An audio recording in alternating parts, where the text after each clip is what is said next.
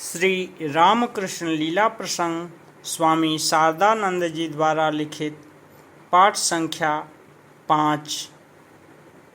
युग की आवश्यकता। पाश्चात्यों की तरह उन्नति लाभ करने के लिए स्वार्थपरायण तथा भोगलोलुप बनना पड़ेगा। पाश्चात्य जीवन के पूर्वोक्त इतिहास के आलोचन से हम यह देख रहे हैं कि उसके विस्तार के मूल्य में विषयासक्ति, स्वार्थपरायणता तथा धार्मिक विश्वास का अभाव विद्यमान है। अतः व्यक्तिगत या जातिगत जीवन में पाश्चात्यों के अनुरूप फल प्राप्त करने के लिए दूसरों को भी स्वेच्छापूर्वक अथवा अनिच्छा से उसी आधार पर अपने जीवन को प्रतिष्ठित करना पड़ेगा। इसलिए यह देखा जाता है कि जापान जैसी प्राच्य जातियों में जो पाश्चात्यों के अनुरूप जीवन निर्माण में तत्पर हुई हैं, स्वदेश एवं स्वजाति प्रेम के साथ ही साथ पूर्वोक्त दोषों का भी आविर्भाव हुआ है।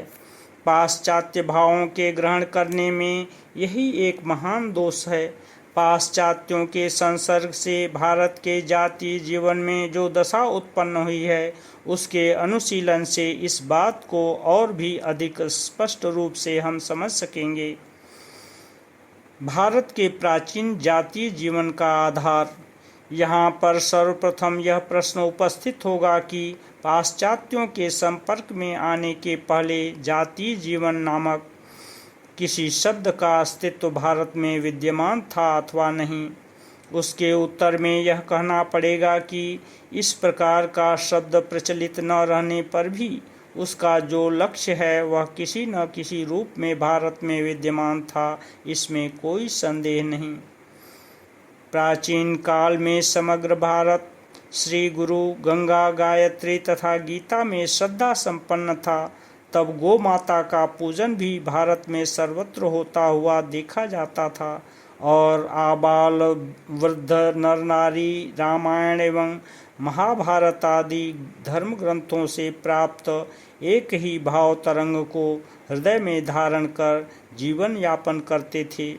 भारत के विभिन्न विभागों के पंडित वर्ग अपने अपने हृदगत भावों को संस्कृत भाषा में एक दूसरे के निकट व्यक्त करने में समर्थ थे। इस प्रकार के और भी अनेक एकता संबंधी विषयों का उल्लेख किया जा सकता है एवं धर्म भाव तथा धर्मानुष्ठान ही उस एकता के श्रेष्ठ अवलंबन थे। यह बात निर्विवाद सिद्ध है। भारत का जातीय जीवन धर्म पर प्रतिष्ठित रहने के कारण भारतीय समाज में भोग साधनों को लेकर कभी विवाद उपस्थित नहीं हुआ।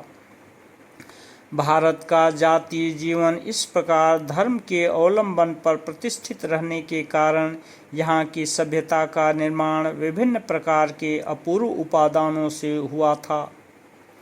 संक्षेप में यह कहा जा सकता है कि संयम ही उस सभ्यता का प्राण स्वरूप था।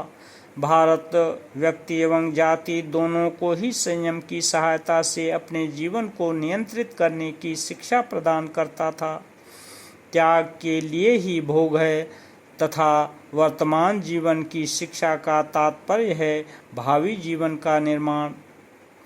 इस बात का सभी को निरंतर स्मरण दिलाता हुआ व्यक्ति एवं जाति के व्यावहारिक जीवन को वह सर्वदा उच्चतम लक्ष्य की ओर परिचालित करता था।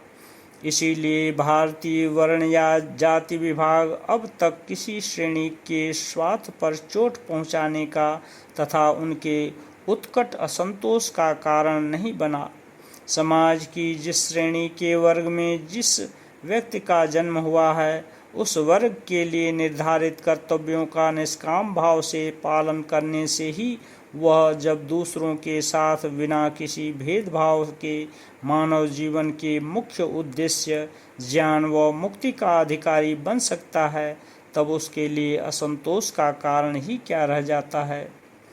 वर्ग विशेष के भोग सुख संबंधी तारतम्य के विषय पर पाश्चात्य समाज की तरह प्राचीन भारतीय समाज में जो विरोध उपस्थित नहीं हुआ, उसका भी यही कारण है कि जीवन में उच्चतम लक्ष्य में समाज के प्रत्येक व्यक्ति का समानाधिकार था। प्राचीन भारतीय जाति जीवन के संबंध में पूर्वोक्त विषयों की ओर ध्यान रखकर अब हमें यह देखना है कि पाश्चात्यों के संसर्ग से उसमें किस प्रकार के परिवर्तन हुए। पाश्चात्यों का भारताधिकार एवं उसके परिणाम। पाश्चात्यों द्वारा भारत पर अधिकार स्थापन करने के उपरांत भारत की जातीय धन विभाग व्यवस्था में विशेष परिवर्तन होना स्वाभाविक तथा अवश्यंभावी था, किंतु भारतीय जातीय जीवन के उस विभाग मात्र को परिवर्तित कर पाश्चात्य प्रभाव विरत नहीं हुआ। प्राचीन काल से जिन मूल अधिकारों को मूल संस्कारों को लेकर भारतीय द्वारा व्यक्ति एवं जातिगत जीवन परिचालित होता था, उनमें भी उस प्रभाव से एक अपूर्व भाव संबंधी परिवर्तन होने लगा।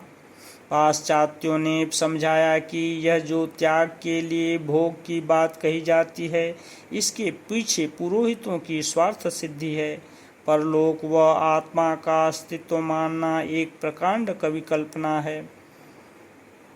समाज के जिस वर्ग में मनुष्य का जन्म हुआ है, आजन्म उस वर्ग में ही उसे आबद्ध रहना पड़ेगा। इससे बढ़कर युक्तिहीन अनीतिपूर्ण नियम और हो ही क्या सकता है। भारत ने भी क्रमशः इन बातों को स्वीकार किया और अपने त्याग तथा संयम प्रधान प्राचीन लक्ष्य को त्याग कर भोग की प्राप्ति के लिए वह अधिक। इस प्रकार भारत में प्राचीन शिक्षा दीक्षाएं लुप्त होने लगीं और नास्तिकता, अनुकरण प्रियता तथा आत्मविश्वास राहित्य आदि का उदय हुआ। इन्होंने उसे मेरुदंडहीन प्राणी की भांति नितांत निर्बल बना डाला। भारत ने यह अनुभव किया कि अब तक उसने जिन विषयों को श्रद्धा के साथ स्वीकार कर यत्नपूर्वक उनका अनुष्ठान किया है, वे अत्यंत भ्रमपूर्ण हैं। वैज्ञानिक शक्ति संपन्न पाश्चात्यों का यह कहना है कि भारत के संस्कार त्रुटि युक्त तथा अर्ध बर्बरतापूर्ण हैं, संभवतः सत्य हैं। भोग लालसा मुग्ध भारत अपने पूर्व इतिहास तथा प्राचीन गौरव को भूल बैठा। स्मृति भ्रष्ट होने के कारण उसका बुद्धिनाश उपस्थित हुआ एवं उससे उसका जातीय अस्तित्व भी विलुप्त होने लगा। साथ ही ऐहिक भोग की प्राप्ति के निमित्त अब उसे दूसरों पर निर्भर बनना पड़ा, जिसके फलस्वरूप वह भोग भी उसके लिए दुष्प्राप्य हो गया। इस प्रकार योग और भोग इन दोनों मार्गों से च्युत होकर कर्णधार रहित तरणी की तरह वह दूसरों का अनुकरण करता हुआ वासना रूपी वायु से परिचालित हो निरुद्देश्य भ्रमण करने लगा। पाश्चात्य भाव की सहायता से भारत को सजीव करने का प्रयास तथा उसका परिणाम। तब सब ओर यह कोलाहल मचाया गया कि भारत में जातीय जीवन का अस्तित्व कभी भी नहीं था। पाश्चात्यों की कृपा से ही अब उसका उन्मेष हो रहा है, किंतु उसके पूर्ण आविर्भाव में अब भी अनेक बाधाएं विद्यमान हैं। भारत के दुर्निवार्य धार्मिक संस्कार से ही उसका सर्वनाश हुआ है। असंख्य देव देवियों के पूजन अर्थात मूर्ति पूजा के कारण ही वह अब तक उन्नत नहीं हो सका है। अतः उन्हें त्याग दो, विनष्ट कर डालो, तभी भारतीय सजीव हो उठेगी। उस प्रकार ईसाई धर्म एवं उसके अनुकरण के फलस्वरूप एकेश्वरवाद का प्रचार होने लगा। पाश्चात्य का अनुकरण कर सभा समितियां स्थापित होने लगीं एवं उनके द्वारा प्राणहीन भारत को राजनीति, समाज तत्व, विधवा विवाह तथा स्त्री स्वाधीनता की उपयोगिता के बारे में नाना प्रकार के उपदेश दिए जाने लगे, किंतु उससे उसका अभाव तथा हाहाकार दूर न होकर दिन प्रतिदिन बढ़ने ही लगा। रेलवे, टेलीग्राफ आदि पाश्चात्य सभ्यता की सारी वस्तुएं धीरे धीरे भारत में उपस्थित की गईं, किंतु सभी प्रयास व्यर्थ सिद्ध हुए।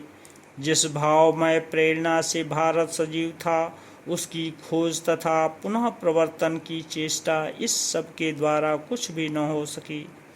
दवा का प्रयोग यथास्थान न होने के कारण रोग ज्यों का त्यों बना रहा। धर्म प्राण भारत में धर्म की सजीवता के बिना वह कैसे जीवित हो सकता है। पाश्चात्य भाव के विस्तार से जो धर्मग्लानि हुई, नास्तिक पाश्चात्य में उसे दूर करने की सामर्थ्य ही कहाँ है। पाश्चात्य स्वयं असफल होकर दूसरों को कैसे सफल बना सकता है। भारत के प्राचीन जाति जीवन के दोष गुणों का विचार। पाश्चात्यों द्वारा अधिकार किए जाने से पूर्व भारत के जाति जीवन में कुछ भी दोष नहीं था, यह नहीं कहा जा सकता, किंतु जातीय शरीर सजीव रहने के कारण उस दोष को दूर करने की स्वतः प्रवृत्त चेष्टा उसमें सदा परिलक्षित होती थी। जाति एवं समाज के भीतर इस समय उस चेष्टा की विलुप्ति को देखकर यह समझना चाहिए कि पाश्चात्य भाव के विस्तार स्वरूप दवा के प्रयोग से रोग के साथ साथ रोगी भी समाप्त होने जा रहा है।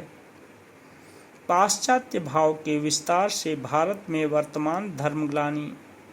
अतः यह स्पष्ट है कि भारत की धर्मग्लानि भारत में भी यथेष्ट रूप से प्रसारित हुई है। वास्तव में पृथ्वी में इस समय उसका प्राबल्य देखकर आश्चर्यचकित होना पड़ता है। धर्म नामक यदि किसी वस्तु की वास्तविक सत्ता हो एवं विधाता के निर्देश से उसकी प्राप्ति यदि मानवों के सामर्थ्याधीन मानी जाए, तो यह बात निश्चित है कि वर्तमान युग का भोगपरायण मानव जीवन उससे च्युत होकर बहुत दूर जा पड़ा है। विज्ञान की सहायता से अपने वर्तमान जीवन विस्तार के द्वारा विविध भोग साधनों को प्राप्त करने में समर्थ होकर भी आधुनिक मानव जो शांति का अधिकारी नहीं हो पा रहा है, उसका भी यही कारण है। कौन इसका प्रतिकार करेगा। पृथ्वी की यह अशांति तथा हाहाकार किसके हृदय में निरंतर ध्वनित हो, उससे समस्त भोग साधनों का त्याग कराकर उसे युगानुकूल नवीन धर्म पंथ के अवलंबन में प्रवृत्त करेगा।